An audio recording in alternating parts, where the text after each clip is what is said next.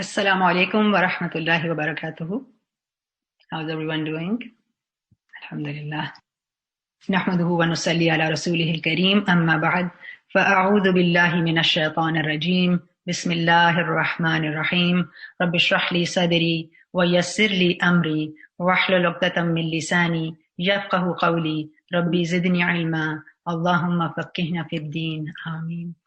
So our ayah for today is ayah number 90 of Surah An-Nahl, which is the 16th surah of Quran. So let's listen to the recitation. إن الله يأمر بالعدل والإحسان وإيتاء ذي القربى وينهى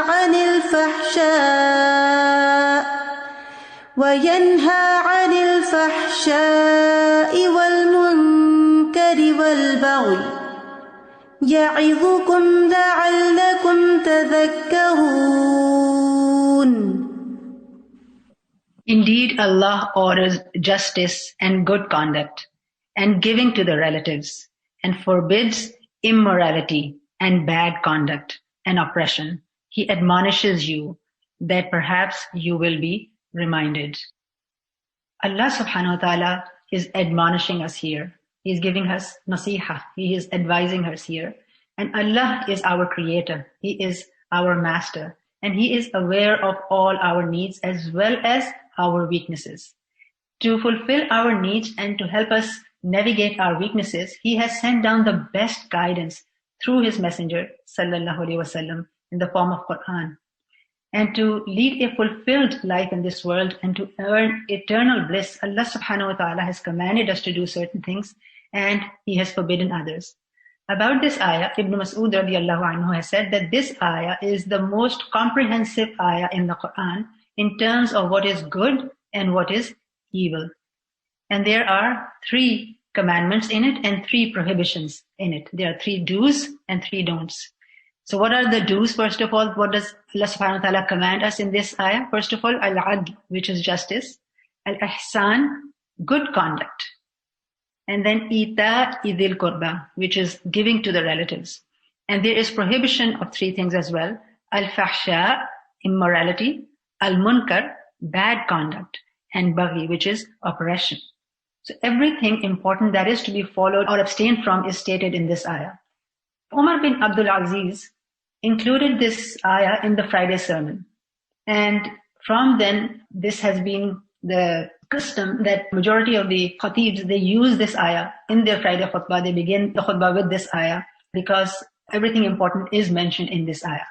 And we learned that one of the Sahabi, Uthman bin Maz'un, when he heard this ayah, he was so impressed that he accepted Islam. So this ayah became the cause of him accepting Islam. Inna Allah ya'muru bil adli wal ihsani wa ita'i dhil qurba. Indeed, Allah orders justice, good conduct, and giving to the relatives. So Inna Allah ya'muru tells us that Allah Himself commands us, and to do this unconditionally. This is the command of Allah subhanahu wa ta'ala, and it is binding upon us to fulfill this commandment. What is the first thing? Bil adl. Adl is justice, fairness, equity, and doing justice to all. It includes fulfilling rights, to give every person what he deserves, not necessarily equal to the other, but what the other person deserves. This is what is the meaning which is within the word adl, and to have balance in all aspects of life. So i'tidal also is one of the meanings within the word. We learn about adl from a hadith that khairul umuri awsatuha, the best of matters is the middle course. So justice is also about balance and moderation in life, balance in all aspects of our life. So let's look at what are the dimensions of justice. First of all, justice with Allah subhanahu wa ta'ala. And what does that include? Affirmation of His oneness, tawheed of Allah subhanahu wa ta'ala, believing in one God and practicing it as well. Worshipping only Allah subhanahu wa ta'ala, not associating any partners with Him. And following His commandments, following the commandments of Allah subhanahu wa ta'ala, and worshipping Him sincerely and exclusively. This is the right of Allah subhanahu wa ta'ala on all human beings. He is the creator, He is only one, and this is the reality. And anything against it or anything other than this is indeed injustice. Now, secondly, justice with Allah's creation, the rights of our fellow beings. And what is that? To give everyone their due right, what they deserve, and fulfilling Allah's commandments regarding them. Whatever rights Allah has given to individuals, fulfilling their rights. And again, having balance and moderation in that as well. Justice and fairness in dealing with people. Acknowledging the favors of others, being grateful for the good that they do to us. We learn that having balance and moderation in worship of Allah subhanahu wa ta'ala is also part of our deen, where we are required to worship Allah subhanahu wa ta'ala to the best of our abilities, to have ihsan in it. But at the same time, there must be balance as well, in the sense that a person must do according to their capacity. We learn from a hadith that a group of men got together, and one of them said that I will pray at night and never sleep. Another said that I will fast and never break my fast. And the third said that I will never marry women. Meaning, the three of them, why were they making this conversation? What their intention was to do better than others and attain that higher level of piety. So they wanted to do more than an average person. Now, news of that reached the Prophet ﷺ, and he said, what is wrong with people who say such and such? I fast and I break my fast. I sleep and I marry women. Whoever overlooks my sunnah does not belong to me. So what does this hadith teach us? First of all, following the sunnah of Rasulullah ﷺ and not trying to do things which are against the sunnah. That's the first lesson. But secondly, also to have moderation, balance in our worship of Allah subhanahu wa ta'ala as well. And from this, we also learn being just with one's own self. Right? So justice with Allah subhanahu wa ta'ala, meaning giving him his rights and being moderate in that. And secondly, being just with one's own self, not to overburden oneself with things that one cannot handle. And then also protecting one's own self from such challenges which bring physical or spiritual destruction upon oneself, whether it is commitments with others. Sometimes there are people who can't say no to others. When they're asked to do something, they just can't say no. And then in fulfilling that task, they overburden themselves. They get all stressed out. And then sometimes they end up neglecting other responsibilities. So not to overburden oneself with such challenges as well that bring about physical difficulties on a person, or spiritually, they harm a person. And likewise, sometimes a person's desires can also become such challenges and prove detrimental for them. So not being unjust with one's own self as well. And then being just with one's family. So being just with those people who are around us, fulfilling the rights of the family, spending wealth on them, spending quality time with them, respecting those people we are living with and our extended families as well, looking after their needs, physical, emotional, financial support. And included in the family, we discussed all the people in detail, but the nearest family members have more rights. So our spouse, our parents, our children, they have more rights on us than other people. And fulfilling their rights, spending time with them. Parents become weak in their old age, so taking care of their needs, giving them emotional, financial support at times they need. Sometimes they become physically weak and they need help in that regard as well. So looking after their needs and respecting them. And of course, religious education of our children, of our family, is part of the justice, is part of giving them their rights. Our children have this right upon us that we provide them with not only secular education, but religious education as well. And then, of course, taking care of the emotional and the physical needs of one's spouse. We learn from a hadith, which is very famous and very beautiful hadith, in which the Prophet ﷺ, he made a bond of brotherhood between Salman al-Farsi and Abu Darda radiallahu anhu. So Salman radiallahu anhu, he paid a visit to Abu Darda. He went to his house and he found the wife of Abu Darda dressed in very shabby clothes and asked her that why was she in that state. So she replied that your brother Abu Darda is not interested in the luxuries of this world. And in the meantime, Abu Darda came and prepared a meal for Salman al-Farsi radiallahu anhu. Salman al-Farsi requested Abu Darda to eat with him, but Abu Darda said, I'm fasting. Then Salman al-Farsi radiallahu anhu asked him that I'm not going to eat unless you eat. So it was a voluntary fast, so he broke the fast and he ate with him. And when it was night and a part of night passed, Abu Darda radiallahu anhu got up and to offer the night prayer. But Salman radiallahu anhu told him to sleep and Abu Darda slept. Now after some time, Abu Darda radiallahu anhu again got up, but Salman told him to sleep. When it was the last hours of the night, Salman radiallahu anhu told him to now get up, and then both of them offered their prayer. Obviously, this is the tahajjud prayer. This is the time before Fajr, and now they both of them offered their salah. Now Salman radiallahu anhu told Abu Darda that inna li rabbika alayka haqqa. He said, your Rabb has a right on you. Wali nafsika alayka haqqa. And your own self also has a right on you. Wali ahlika alayka haqqa. And your family has a right on you. And ahl can also mean your wife, your spouse, but your family. So what was the advice he gave to him? فَأَعْطِي كُلَّ ذِي حَقٍّ حَقَّهُ. So you should give the right of all those who have a right on you. Meaning give everyone who has a right on you their due right. So Abu Darda radiallahu anhu came to the Prophet sallallahu alaihi wasallam and narrated the whole story, that this is what Salman al-Farsi advised me to do, and the whole story how it happened. So the Prophet sallallahu alaihi wasallam said that Salman al-Farsi radiallahu anhu has spoken the truth. So he, sallallahu alaihi wasallam, confirmed the advice of Salman al-Farsi that we should have moderation in our worship as well and maintain a lifestyle through which we can fulfill the rights of our family as well. And of course, worship Allah subhanahu wa ta'ala to the best of our ability too. So this is a hadith of Bukhari. This hadith teaches us balance and moderation in life and giving everyone their due rights, including one's own self. And then justice to our children as well. Our children have a right upon us, giving them love, giving them quality time, educating them, giving them attention, fulfilling their needs, giving them gifts, making them feel loved. Children have a lot of rights on their parents.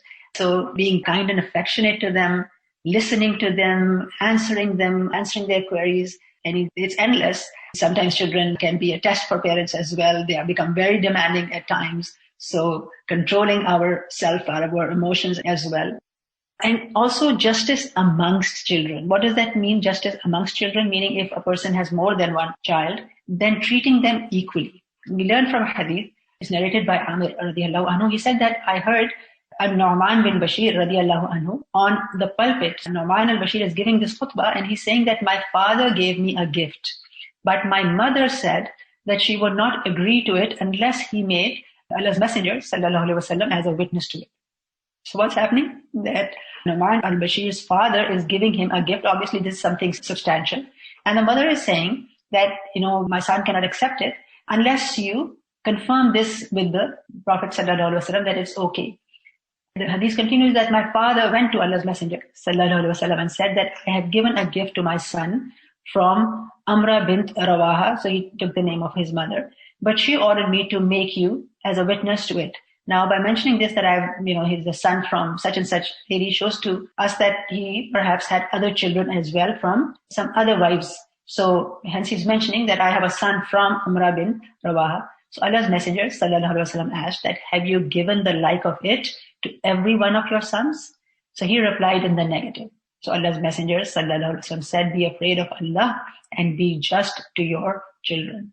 So what does that tell us? That if a person has more than one child, so when something substantial is being given out, then being just to all the children, is giving them all equally. Now, sometimes it happens that one child might be more in need. They might have financial needs or other needs, and therefore the parents are giving to that child.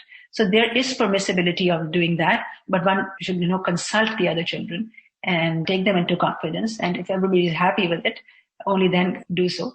So there is permissibility to give more to one child, provided that other child has the need. But the essence of the hadith is that not to be unjust. So what was the advice of Rasulullah sallallahu alaihi wasallam? That be just amongst your children. Be afraid of Allah subhanahu wa ta'ala when you are giving away something of value to the children. And then justice to all as well, right? So justice to Allah subhanahu wa ta'ala, justice to ourselves, justice to our families, justice to our children, and then being just to humanity in general, having that attitude of being just to all. We learn from a hadith that those people who practice justice in the dunya, they will be appreciated on the day of judgment. We learn Rasulullah sallallahu alaihi wasallam told us that, behold, the dispensers of justice will be seated on pulpits of light, on pulpits of nur, pillars of nur, besides Allah subhanahu wa ta'ala. on the right side of the merciful, exalted, the glorious, meaning that they will be honored by Allah subhanahu wa ta'ala. And those who do justice in their rules, in matters relating to their families, and in all that they undertake to do. So this is the attitude that they have, that they are just to all. So they will have this great reward. And included in justice is well-wishing, doing good, having sympathy with the entire creation, never betraying anyone's trust in any interaction, whether it's a small or major interaction, making sure that nobody's hurt by anything we say or do, and being good to animals, taking care of the environment, everything which is around us, being just in that. Then the second thing that Allah subhanahu wa ta'ala has commanded after al-adl, which is justice, is ihsan. Ihsan is utmost good. It is to have excellence in a person's conduct, in a person's dealing, every action at the level of excellence. And ihsan is to beautify, and it is a degree above justice. Right? So where justice is a great attribute, but ihsan is the degree above justice. It is doing good with excellence. So ihsan with people would be to give them more than due. What is their due, giving them more. And when it comes to taking, being patient if one is given less. And doing good to others even when they are not good. Even when a person doesn't get the same response, a person continues to do good. This is what ihsan is. And then forgiving the others, being kind to them in words, in actions, then giving secretly. One is that a person shows that who is helping them. There is permissibility, of course, to do that if you're helping somebody and they know who's helping them. But if it is done secretly and done only for the pleasure of Allah subhanahu wa ta'ala, then there's greater reward in it, right? And then making efforts to improve one's personal deeds and morals and seeking betterment in dealing with others. So ihsan is doing good with excellence, and ihsan in the ibadat, in the worship of Allah subhanahu wa ta'ala also. And what would be ihsan in ibadah, in worship? First of all, sincerity in actions. Ikhlas in the amal, in the act that a person is doing it only for the sake of Allah subhanahu wa ta'ala, with no ulterior motives, no one else in mind to please or to have praise from. And the deeds which are enjoined and approved by the Quran and Sunnah, doing only those deeds. So following the Sunnah and doing it with ikhlas is what ihsan with Allah subhanahu wa ta'ala, or ihsan in ibadah. And then we also learn from a hadith that ihsan is to worship Allah as if you see Him. أَن تَعْبُدَ اللَّهَ كَأَنَّكَ تَرَاهُ. And if you do not achieve this state of devotion, then know that He sees you. So the person is worshipping Allah subhanahu wa ta'ala knowing that Allah sees me. Allah is watching over me and He sees me. So obviously when we have this thought in our mind and we have this awareness in our mind that Allah is seeing me, then ihsan automatically comes. Imagine when we are praying and we know, we are aware that Allah subhanahu wa ta'ala is seeing me. We will have more khushu, we will have more focus, we will have longer sujood. The state of our heart will be completely different. So this is something that comes with time. It's something I think that a person has to struggle with or practice or work hard for throughout their life. May Allah make us of those who have ihsan and achieve this level of ihsan, that we have this feeling that Allah subhanahu wa ta'ala is looking at us, He's watching us, He's seeing us. When it comes to ihsan, ihsan is, as we said, a higher degree than adl, and adl is an obligation.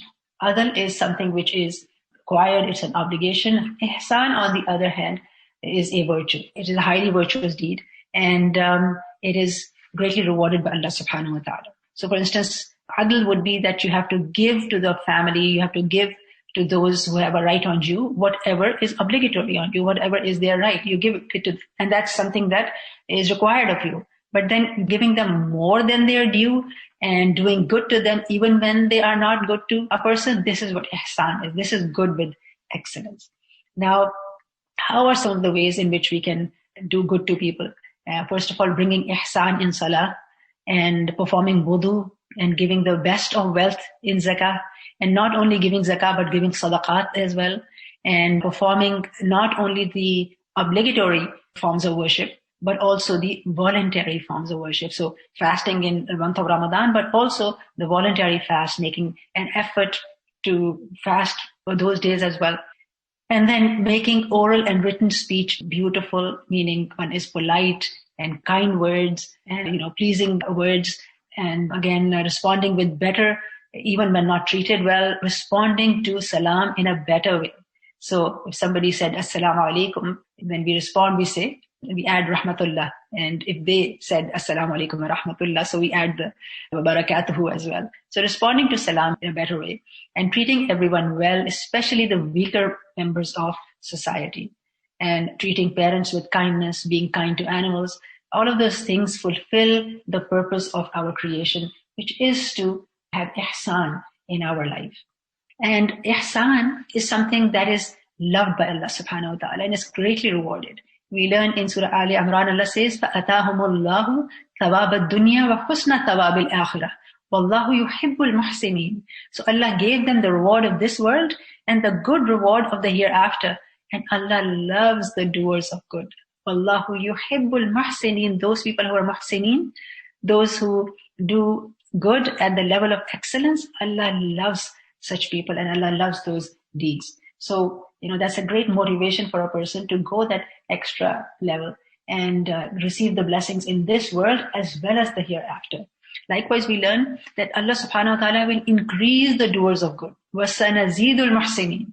And in what ways does Allah subhanahu wa ta'ala increase? First of all, a person attains closeness of Allah subhanahu wa ta'ala and pleasure of Allah subhanahu wa ta'ala. And then there's promise of goodness in the hereafter. And increase in blessing when we are doing ihsan in our ibadah and especially our dealings with people, then our life is also blessed by Allah subhanahu wa ta'ala. And we receive the love and mercy of Allah. And then, different ways goodness comes to us in the world, in a person's family or in their wealth. Different ways Allah subhanahu wa ta'ala blesses a person. So when a person does good to others, goodness comes to their life as well. Practically, how do the blessings show in a person's life? That their soul is purified in the sense that there's tazkiyah of the nafs and increase in knowledge and wisdom. Allah blesses them with the knowledge of deen, and with purification of soul, with increase in knowledge, one is able to implement the teachings more. And then there's protection from sins. And of course, there's sharh sadr, which means that the understanding and implementation of deen becomes easier for a person. So many blessings come in the way of a person when they exert themselves in the way of Allah subhanahu wa ta'ala and, helping out people for the pleasure of Allah subhanahu wa ta'ala. Then there are so many blessings that come to their life as well. Then we see in Surah Al-Isra, Allah says, وَإِنْ أَحْسَنْتُمْ أَحْسَنْتُمْ لِأَنفُسِكُمْ. If you do good, you do good for yourselves. So if a person is working hard to win the pleasure of Allah subhanahu wa ta'ala, the goodness will come back to them. It will only bring good to their own lives, meaning whatever good you are doing, in fact, you are actually doing it for yourself because you will get those same blessings in your life as well. Then thirdly, the command is to give to the relatives. وَإِيتَاءِ ذِي الْقُرْبَى. Giving to the relatives. And in the relatives, of course, first of all, the blood relations from the father's side, from the mother's side, and then also the in-laws. And included in Dhil Qurba are also the foster relatives of a person through which a person is related by the nursing mother. So that is also included in this. So giving to them, taking care of their needs, of course, at the level of ihsan. And if you see that this is giving to the relatives comes in ihsan. If you look at the commandment of ihsan, which was the previous commandment, giving to the relatives is part of ihsan. But Allah subhanahu wa ta'ala has mentioned this on its own as well to highlight its importance. That yes, you will do good and you will do ihsan, but especially take care of your relatives. So giving them time, helping them out, giving them good advice, being tolerant towards them, forgiveness for any mistakes, helping them out financially, maintaining ties of kinship through gifts, through invitations, having meals with them. So different ways, just connecting with them and giving them even if they are not responding in the same way, having that level of ihsan with them. And we see that in Surah Nisa, Allah subhanahu wa ta'ala mentions the right of Allah subhanahu wa ta'ala, first of all, that وَعْبُدُ اللَّهَ وَلَا تُشْرِكُوا بِهِ شَيْئًا, that worship Allah and associate nothing with Him. And after His rights are the rights of parents and then the relatives. That shows to us that the importance given to maintaining these relationships. So worship Allah and associate nothing with Him. But bil walidaini ihsana, and to the parents do utmost good. Wa bidhil qurba, and to the relatives. So by mentioning the parents and the relatives after Allah subhanahu wa ta'ala, it is to elevate their ranks and show us the importance of fulfilling their rights. And then we also learn from hadith that no sin deserves quicker punishment from Allah Almighty for its doer in the world, along with what is prepared for him in the hereafter, than transgression and severing family ties. So the importance of maintaining ties and giving to the near ones. Then we also learned that Allah subhanahu wa ta'ala has commanded adl, which is justice, ihsan, which is excellence, and giving to the relatives. He has also prohibited evil actions, because bad deeds, evil, consume good deeds of a person. And we have the 3 commandments of adl, ihsan, and giving to the relatives. There is prohibition of 3 as well. And first of all, it is fahsha. Fahsha is immorality, indecency. And then al-munkar, which is bad conduct. Al-munkar is, you can say, the opposite of ihsan, which is the good conduct. And then baghi. Baghi is oppression. وَيَنْهَى عَنِ الْفَحْشَاءِ وَالْمُنْكَرِ وَالْبَغْيِ. So Allah subhanahu wa ta'ala forbids immorality and bad conduct and oppression. So this is the second part of the ayah we are covering today, the prohibitions of Allah subhanahu wa ta'ala. So first of all, let's look at al-fahsha. Al-fahsha refers to immorality, indecency. This is what is contrary to haya. Immorality and indecency is done openly, exceeding bounds in word or action. And all actions or speech that Allah has forbidden, whatever it is, it comes under the heading of fahsha. Anything that Allah subhanahu wa ta'ala has forbidden, and it is done openly. And when such acts are done openly, obviously they have an impact on other people. It sets a precedence, and then one thing is done openly and it is accepted, then it becomes the norm. So it creates a lot of corruption. And such acts are driven by desires. This fahsha is driven by desires and includes all sorts of sins, atrocious crimes, deeds whose doing and saying is indecent, like nudity, being vulgar and obscene or dirty jokes, being flirtatious, and of course adultery, fornication, using offensive language, and reading or watching vulgar scenes or those materials. So, anything that's contrary to modesty comes under the heading of fahsha. And in our times, this has become so rampant that being aware of the importance of haya and working against the fahsha, I think, is something that we really need to work on, because otherwise our next generation is going to become desensitized and the fahsha becomes the norm. So, discussing this topic in detail with our children and generally at homes is, I think, very, very important, that people know that how important it is to have the decency to remain within the limits of Allah subhanahu wa ta'ala. And we also learn from Surah Al-Baqarah that it is shaitan who encourages, who orders you to commit evil and to do immorality. إِنَّمَا يَأْمُرُكُمْ بِالسُّوءِ وَالْفَحْشَاءِ, and indecency. وَأَن تَقُولُوا عَلَى اللَّهِ مَا لَا تَعْلَمُونَ, and to say about Allah what you do not know. So shaitan has really overtaken our society at this time. The nudity that we see, the homosexuality which has been accepted by the society, the cohabitation, living without marriage, and being accepted by the society when that thing has come in the open, that is the worst part. And whether obscene act and indecent act is done openly or it is hidden, they are both sinful, and they are both have been prohibited by Allah subhanahu wa ta'ala. Then al-munkar. Al-munkar is bad conduct. Al-munkar is something which is disapproved by the intellect and the sharia, something that a person finds detestable, and also the Islamic sharia, the Islamic law has also prohibited it. So all the wrongdoings that are prohibited by the Quran, by the Sunnah, is munkar, and it includes all kinds of evil. It is said that the cause of munkar, of bad conduct, is uncontrolled anger or rage, whether it is in private life or it is in the public life of a person, and it is expressed as fighting or yelling or hurting others, and then anger from frustration at work, throwing plates or slamming doors or hitting children, meaning expressing one's anger whether it is done in private life or in public. This is what munkar is. It is unacceptable. It is disapproved. And this is something that Allah subhanahu wa ta'ala has prohibited. We have been told to control our anger. Allah has praised those people who, if they do get angry, they control it. وَالْكَاظِمِينَ, they control their anger. And of course, sabr is something that is encouraged. So this is completely against that, right? It includes all those things which Allah subhanahu wa ta'ala has prohibited. And al-munkar, of course, leads to disobedience of Allah subhanahu wa ta'ala. And disliking al-munkar or disobedience of Allah is part of iman of a person.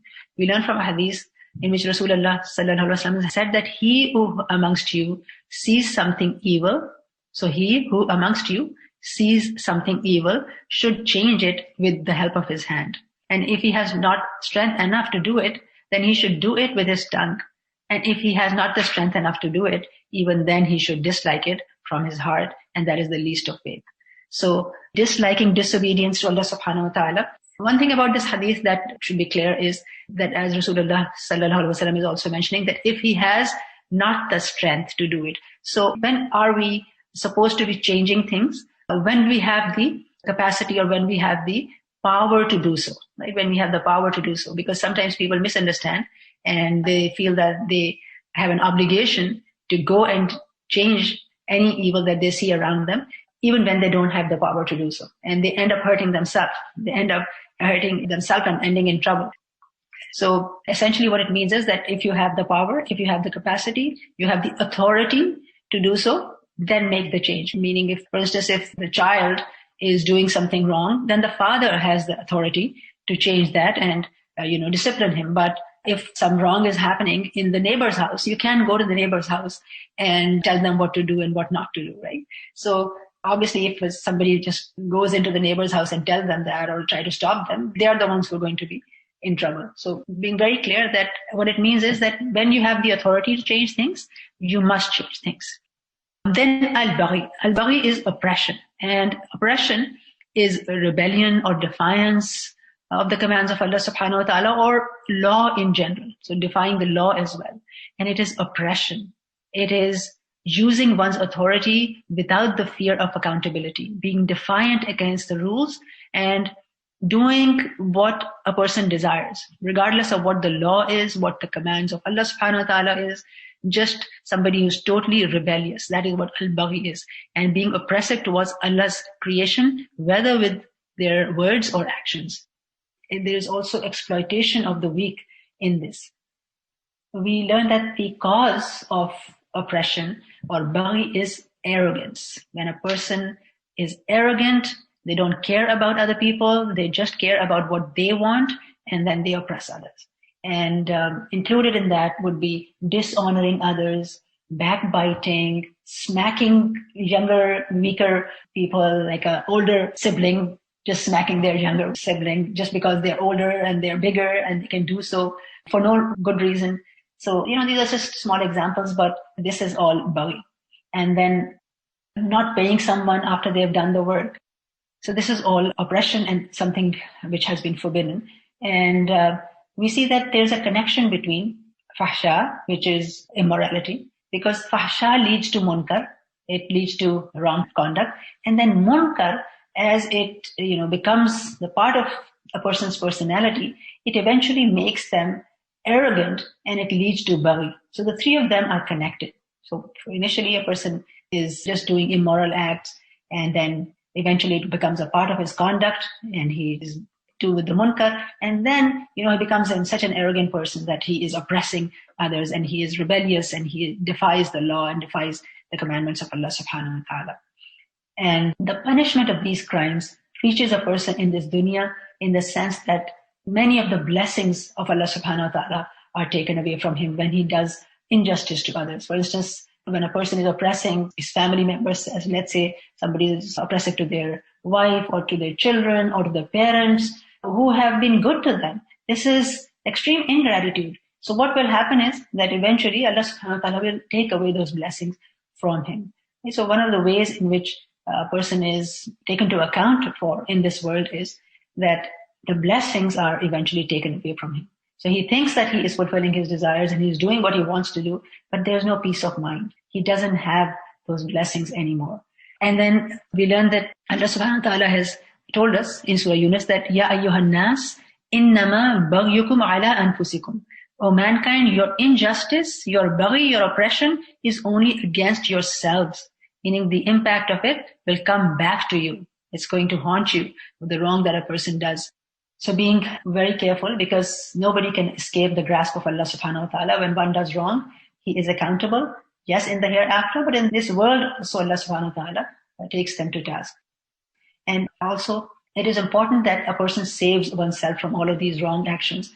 And that is why Allah subhanahu wa ta'ala here is advising us, warning us that, and the ayah that we are doing today, Allah says, يَعِذُكُمْ لَعَلَّكُمْ تَذَكَّرُونَ, that Allah admonishes you, Allah is giving you nasiha, so that you will be reminded. You will be reminded that what are the things that you have to do, and what are the things that you have to stay away from. Hasan al-Basri has said that by Allah, adl and ihsan, adl, which is justice, and ihsan, which is excellence, the utmost good, include all things of obedience to Allah subhanahu wa ta'ala. And fahsha and munkar, fahsha being immorality, and munkar is the bad conduct, generally used for evil. It includes all things that are to do with disobedience of Allah subhanahu wa ta'ala. So we see that in our deen, certain morals must be adopted and lived by. But at the same time, certain vices must also be abandoned. Okay? So we can see that in this ayah, there are some commandments and there are prohibitions. So the commandments have to be followed and we have to stay away from the prohibitions. And that is how we can become good Muslims. That is how our deen is completed. Because a person might have one good quality in him. Okay? So he's maybe just with the people around him. He has that good quality in him and he is polite as well, but if he is involved in fahsha, indecent acts, that will wipe away his good deeds. That will take away many of the blessings from him. Right? And eventually he will suffer. And there are some people who are doing things which Allah subhanahu wa ta'ala has forbidden. So in this world also, they lose their respect. Sometimes you hear about people who become very famous, who have everything, and then later on in their life, because they were involved in something which was prohibited by Allah subhanahu wa ta'ala, a scandal comes to light and it degrades them in the eyes of people as well. So these things which Allah has prohibited, they do have an outcome and they degrades a person in this world as well. And of course, in the hereafter, there will be accountability. So what are the things that we need to do? How do we implement these commandments of Allah subhanahu wa ta'ala? So first of all, of course, it is to educate ourselves about these. And then first thing that Allah has commanded was justice. And when we learned that how we have to be just to our own selves, first of all, recognizing our limitations and living within those limitations and giving us, ourselves as well, the rights due to us, respecting our needs and our limits. And then secondly, the rights of Allah subhanahu wa ta'ala, making sure that we are practicing tawheed, not associating anyone with him, having ikhlas in whatever we do in our worship, in our life. We are doing things for the sake of Allah subhanahu wa ta'ala and only for him. And there are whatever ways of worship, whether it is salah or it is obligatory or the voluntary prayers or the voluntary ways of ibadah, they are all according to the sunnah of Rasulullah sallallahu alaihi wasallam, because only that is acceptable and that is real justice as well. And then when it comes to family members, being just to them, giving them their rights. And yesterday's lesson as well, we saw the emphasis on fulfilling the rights of the relatives, and especially those who are closer to us, our parents, our children, our spouse, and then the siblings and the extended family as well. So being very careful that we are fulfilling the rights of everyone, because as we studied that justice, adl is an obligation. Adl is an obligation. So making sure that we are fulfilling the rights of people around us. And then comes ihsan. Ihsan is a higher degree. And as we learned that ihsan is something that brings the love of Allah subhanahu wa ta'ala. It is, going to that higher rank near Allah subhanahu wa ta'ala when we make that much more effort. But keep in mind that we have to keep a balance, and we have to also understand that what does it mean to have that balance and moderation, and then also do ihsan. Ihsan is something that's within your capacity. You can do it. So making sure that we understand that as well, having moderation as well as ihsan in our life. and doing it again for the sake of Allah subhanahu wa ta'ala. And in ibadah, it was to, when you're worshipping, when you're doing any act of worship, any act to please Allah subhanahu wa ta'ala, first of all, ikhlas, and then knowing that Allah subhanahu wa ta'ala sees you. Then for ihsan in people is to do more than they deserve. And even if they are not good to you, then a person still stays good to them. A person thinks of what are my responsibility rather than what are my rights, right? So our own rights we can ignore as well. We can be patient in those. But when it comes to our responsibilities, making sure that we are fulfilling those responsibilities. And in ihsan comes, of course, affection towards our family members, giving gifts to people, and then, of course, treating our children equally, practicing ihsan in all deeds, even if it is doing household chores, meaning to do them to the best of our ability. This is, again, like an attitude that a person has. You must have heard the quote that if a thing is worth doing, it's worth doing well. So practicing that as well.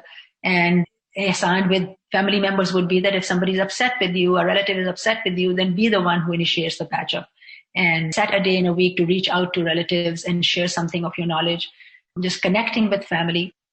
You know, when we say that we have to maintain ties of kinship, doesn't mean that everyone would be our best friend and we are connecting with them every day. But, you know, there should be some time when we just greet them and just maintaining that tie with them. And protecting our eyes and ears from looking and listening to indecent things. When it comes to prohibitions, one needs to be more careful, very, very careful, especially living in a society where these things are so rampant that a person tends to be desensitized to them. So being very careful about the prohibitions, being conscious of the prohibitions, and, you know, here constant reminders through the Quran and through righteous company, they really help. When you're reciting the Quran, every now and then you will have ayat which remind a person of the importance of haya.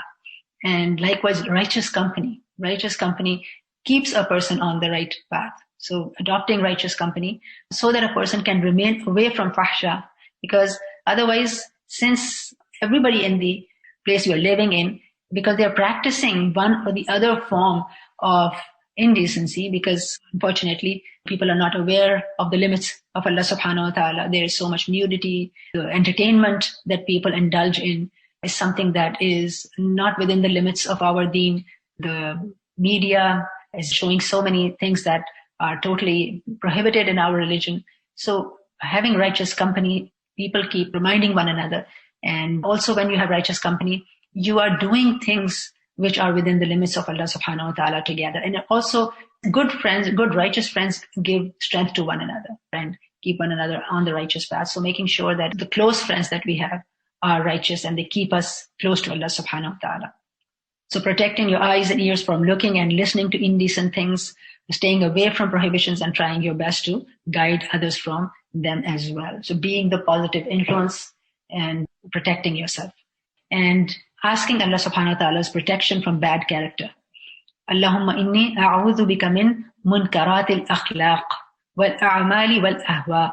Oh Allah, indeed I seek refuge in you from a detestable conduct and from disliked deeds and desires. Right? So a dua that we should be making very often, that Allahumma inni a'udhu bika min munkaratil akhlaq wal a'mali wal ahwa.